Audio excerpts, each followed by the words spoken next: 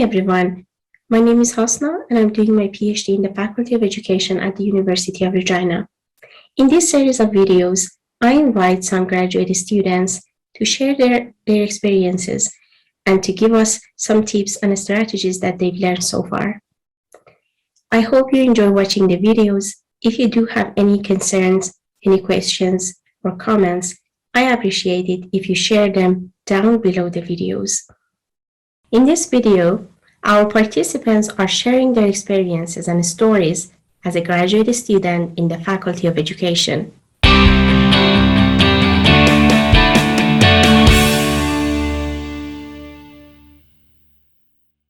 So I actually was thinking back a lot, thinking of this question, I'm thinking a lot back to my master's program.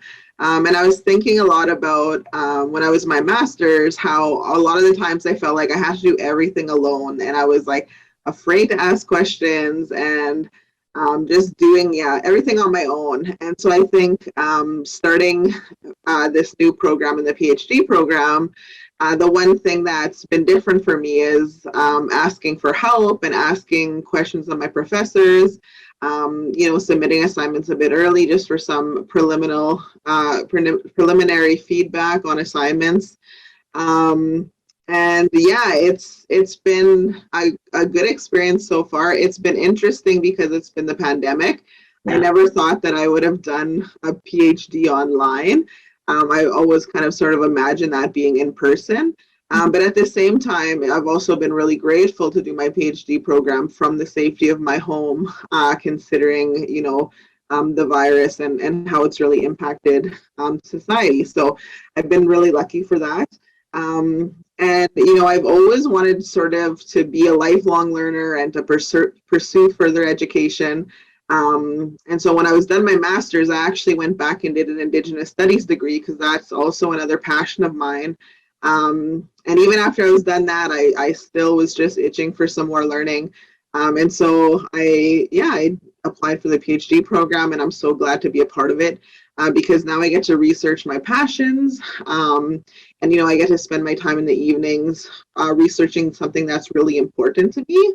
And I think overall, my experiences being a PhD student have really influenced my job as an Indigenous advocate teacher because the things that I'm learning in the program, like becoming a better writer, doing more public speaking, that sort of thing, I think it's also improving my role as a teacher. So yeah, I've had a pretty good experience so far, minus having to do it online, but I am grateful for those opportunities that are not classes, but other things going on online where you can meet and talk to other graduate students. Yeah, sure. And I'm happy that you've got a very positive experience so far.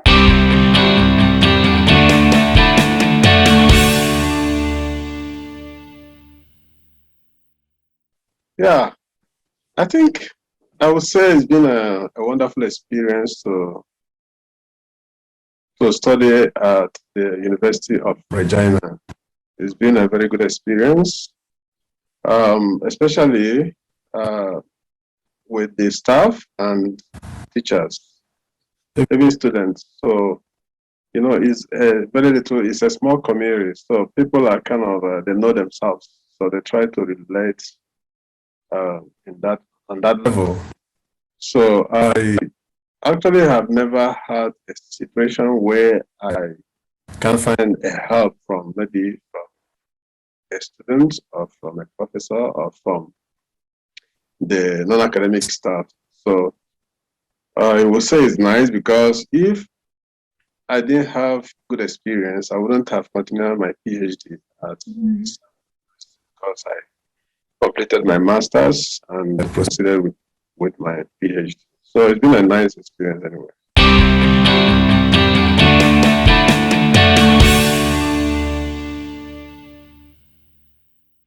My experience has been, I think, a little different than maybe the traditional route. As much as I think anybody right now pursuing their graduate studies probably also feels. I started my grad studies probably right when the pandemic also started. So a lot of my experiences were just mainly online. And so some benefits to that as well. I'm a full-time teacher, and so being able to pursued my master's online, gave me a little bit of flexibility as to my course load. And even the route that I picked, I'm a thesis student here, so even that route was a lot more attainable for me.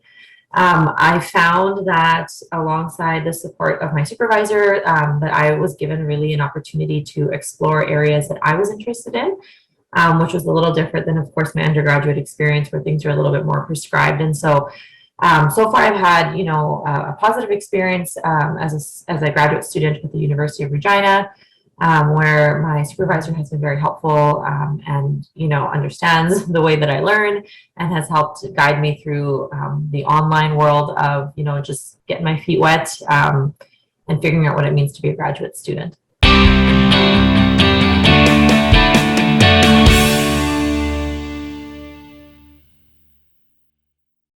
When I started my PhD program, it was at the same time that I moved to Canada. I had to adapt myself new culture, people, land, food. Everything was pretty new. And on the other hand, PhD was difficult and new for me. Having all of them at the same time and trying to make a kind of balance between each and every part of my life was a really big challenge. So I started working on, I didn't have any idea about what is the topic that I'm passionate about and I would like to work on. I had some ideas, but it was not as clear as I really needed. And there were some students who knew that what they wanted to do, but it was not the case for me. So I started taking some courses, and after finishing the courses, I started working on my proposal, reading many books and many articles to be able to situate myself and create a kind of proposal. Right now that I'm doing my comprehensive exams, I am pregnant, so another chapter in my life has just started. And, like any other journey in our life, I think that a PhD has its own good days and bad days. Sometimes you like to study, sometimes you don't like really, you don't feel that you like it. What is important is, I think, to work hard and stay positive.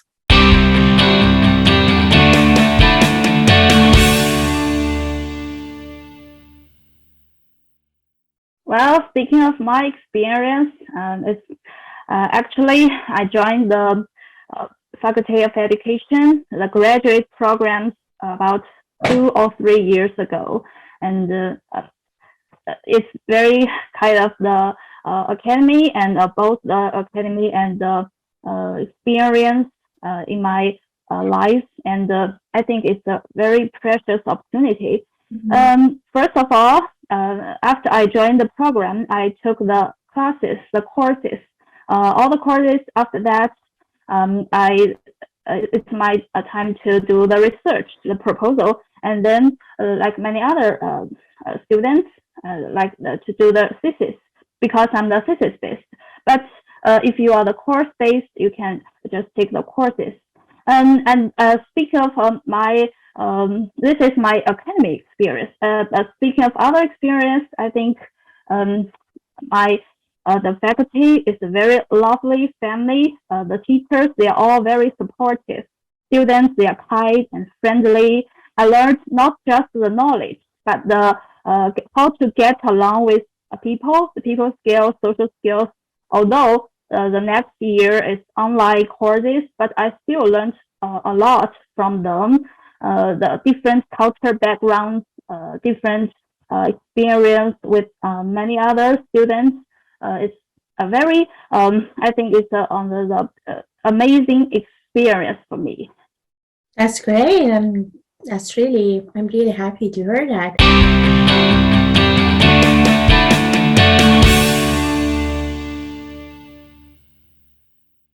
Oh my, where can I start? I'll just highlight just the main struggle that I was having as a graduate student. And I understand, like most of the international students, immigrant students, they might have the same sentiment as myself. So the main thing that was really hard for me as a graduate student was language complications. It was really hard for me because back home in Botswana, we use British English. So it was really hard for me to shift from the language that I've known all my entire life and to adjust to Canadian English. So when it comes to even the writing, like I was getting low marks because of my British English, you know. So those are things that was really really hard for me to struggle with. And on top of that, my accent, oh my goodness, my accent was making people so uncomfortable in class. So at times I felt like, you know what, I'll just be quiet and don't make anyone feel uncomfortable. So yeah, those were the first few experiences. But then I had to find ways, you know, because I couldn't survive in that, you know, in that terrible stage for long. So I had to find some ways to deal with it. Otherwise, I was going to lose my mind. So a friend of mine suggested Grammarly. She said, you know what, you don't have to worry about your shifting your British English to Canadian. Just every time when you use assignments, go to Grammarly. It will guide you like the Canadian English, and that's it. My problems were solved thanks to Grammarly. And also to editing sessions with Shwana. Those were very useful for me, like you know, as some guidance, like the AP formatting. Those were most useful resources that I used as a way to, you know, to survive the graduate studies. Yeah. So overall, it's been great. Right now you are the winner in your journey. Right now you are the winner in your journey. So I'm happy you shared these beautiful ideas and experiences with us. You mentioned that you suffered a lot due to language proficiency. And I think that it's something which is really natural because, and we have to think about it as a kind of a strength that we have as an international student or as an immigrant student. Why? Because it is something that we learned extra, and having communication and making communication with different people, with different cultures and language is not an easy thing to do. And I'm so happy that you found some ways to deal with your problem. And again, this is part of your strength, and you improved yourself. As you mentioned, Grammarly, because I used it a lot, helps a lot, and I really recommend students using that. And also you mentioned the editing sessions that the Faculty of Education provides us. And I highly recommend and suggest students taking those emails seriously when they receive them, because I think that we really, at the beginning, really need them. We really need to adapt ourselves with the new situation, and you are not alone. There are many students, like I myself included, who are suffering like at the beginning with these type of things. But thank you so much for bringing them up.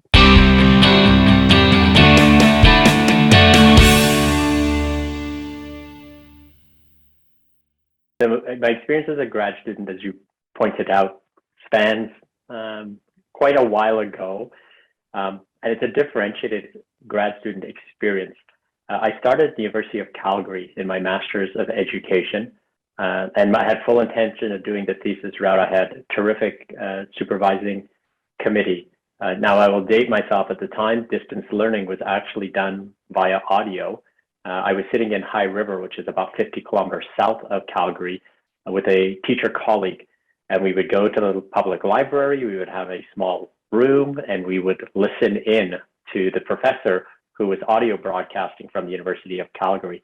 So most of my first 4 classes were done that way, through distance learning. I was really fortunate to have an amazing teacher colleague, Michael and we would travel down to the High River Library. We would stop at 7-Eleven, get snacks, get drinks, and then go into the room. Took a couple of classes on campus, but mostly it was through distance delivery. I then changed jobs, and we changed location from south of Calgary to Saskatchewan. And I actually had to change programs because at the time, the University of Calgary, you couldn't finish through distance delivery. You could start the program through distance delivery. There wasn't online at the time. So I finished my program at the University of Lethbridge. It necessitated leaving the thesis route and going into a course-based route. And that was it was a big change. And so, those were pretty different experiences. The University of Lethbridge, it was a cohort system, which I really enjoyed, but it also meant traveling from my young family quite a bit. There would be 2 summers where I would spend 3 weeks away because we would do intensive summer programming. And that was hard. I knew it was hard on them, and it was hard on me. We had a young family. I didn't want to be away in the summer, but it's the only way. So I knew this. I was always aware of the sacrifices they were making. And as someone who, is first generation in my family, my brother and I, the first 2 to go to university, but also whose family immigrated in 1967, and my parents never went to university. My mom finished high school. My dad did a technical college. I knew how important it was. So, on one hand, it was dealing with the fact that I felt like I had left my family behind. On the other side, feeling this obligation to actually do something in terms of progressive. So, for my master's degree, it was a bit disjointed. I did my PhD at the University of Manitoba. I was part of a cohort group. We were able to live in Winnipeg for the vast majority of it, although I finished the last year and a half of my PhD living in Lethbridge, Alberta. So there seems to always be these interruptions. I'm never able to, from a work perspective, stay in one place. And so then, you have to make all the adjustments. But the U of M program, in terms of the PhD, it was phenomenal. It was a cohort program, small cohort. It was intense. Like a lot of PhD cohorts in many universities, though, relatively high attrition rate. There were 6 of us that started, only 4 of us completed. So knowing that, in some ways, the odds are not in your favor, because those are the statistics of a lot of research-intensive PhD programs, that only 50 to 60% who start actually finish. You end up with the added pressure. So it was long. It was 5.5 years because I was working as a director of education at the exact same time. So I was trying to do all the things as a student, and there were no provisions for part-time students. You were expected to be full-time while holding a very busy full-time job. It was really a lot of evenings and weekends. And when I tell prospective doctoral students what's required, what I remind them is one of the key skills is you have to be masterful at time management. Time management is one of the keys. So yes, an intellect, a curiosity, but if you don't know how to manage your time well, and you are trying to hold down either a full-time or mostly part-time job, it can become overbearing. So one thing I became very good at was managing my time, and in some cases, getting by without much sleep, because we had, again, a young family. I would make sure I attended to them, and then I would open my books sometimes 9 o'clock at night, go until midnight, 1 a.m., like so many other doctoral students do. Yeah. And then I had to be up by 6 o'clock the next morning to get off to work. So, you learn sometimes to get by with a little bit less sleep.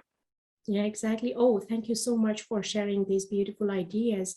And most of them, I think that are great points that have resonated with me, and I'm sure that it will resonate with many students' experiences.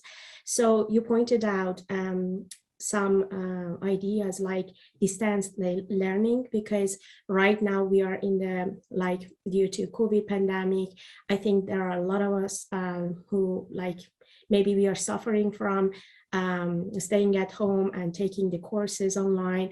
And do you have any tips or idea that how you dealt with distant learning, when you were a student? Yeah, so with the distance learning, probably the biggest benefit was to find, that small cohort of colleagues. I'm not an extrovert. I actually much enjoy smaller groups, 2, 3, 4 people to have conversations with. And so I really found a tremendous benefit with finding a couple of colleagues, other students who I could stay connected to. And again, I'm dating myself, but that's the reality. And it's before the internet, but having conversations like this, where you actually set up 30 minutes, 45 minutes to talk about an article, to talk about a reading, to talk about an idea, to not spend, all the time focused on the loss and the longing, which is real when you're disconnected, but to really, frame it as supports to each other. If you're sharing a reading, hey, here's 2 or 3 things that popped out, when I read it, and, tell me what you saw when you read it, and let's have a conversation. Mm-hmm. And doing those things outside of the class were a huge benefit to me, being able to have those kinds of meaningful interactions. They made a difference. And I'd actually say in some cases, more so than the large classes where there were 15 or 20 people, because again, my nature is sometimes to not always speak what I'm thinking in the larger group. I tend to feel more comfortable in smaller groups. So I would suggest for those students who are dealing with, the online distance learning that's been thrust upon you because of COVID, is to do things like this, to actually purposely reach out, to prepare yourself as a student to have a meaningful conversation about the topic. By all means, connect on a human level. But that was a huge benefit, was having a few people, sometimes differing opinions. We never got argumentative, but we would disagree. But to stay connected is key. Yeah, I think having community, supportive community means a lot. And you also mentioned that you stayed away from your family. And I think that there are many international students who are away from their families these days. How about that? How did you figure that out? It wasn't easy. Now, again, the international students that, all of you, you've got it. It is so much more difficult because you are so far away. I was that's probably about a 5-hour car ride away from my family, and I would go for 3 weeks at a time. So, it's tough by my standards, not tough in terms of comparison to what all of you are dealing with. I would remind myself, I'm someone who's incredibly tight with my immediate family, my partner and my 3 children. I had to remind myself why I was doing this. Why was I involved in grad studies? To acknowledge the feelings of, loneliness. And there were lonely times. I remind myself, it's, again, aging myself. When I was in Lethbridge, there was a $1 movie theater. So I would go in the evenings by myself and sit in the movie theater with my popcorn and watch a movie. And it was escapism. It was an opportunity to not just sit around missing my family, not to, be so focused and burn myself out. So, you need that, so for students, watching healthy Netflix or Crave or Apple TV, whatever it is, find places where you can just sort of escape and enjoy. I listen to a lot of music, and that helped. But, it's also acknowledging the feeling of missing your family. It's very real, and you shouldn't, none of us should pretend it isn't. It's a large part of what makes us human. But then it is, when times are tough, to remind ourselves why we're doing this. And yes, we get these advanced degrees, masters or PhDs, but to remind ourselves, we do this for our immediate families. We do this for our ancestors. We do this for people, who don't get these opportunities. Like I said, I come from a family where there was no history of post-secondary education. And if I want to honor my parents, my grandparents, my great-grandparents, then I need to stay focused. I need to make sure I get these things done. I'm never going to disappoint them in the sense that they're not, going to be angry. But, again, you draw strength. You have to find places to draw strength. It's not easy. And lean on each other, as you pointed out. You got to lean on each other. So, part of it is very real. My partner and I still talk about how hard those summers were on her. We had 3 young children. And she would be at home. We lived in rural Saskatchewan, a very small village. She'd be at home, and she needed a break, and I wasn't there, and I was missing the kids. So it's very real. Yeah, oh, thank you so much for sharing this powerful experience and idea. I think that, yeah, having always that big goal in mind and always remind ourselves that why we are doing this can help us a lot.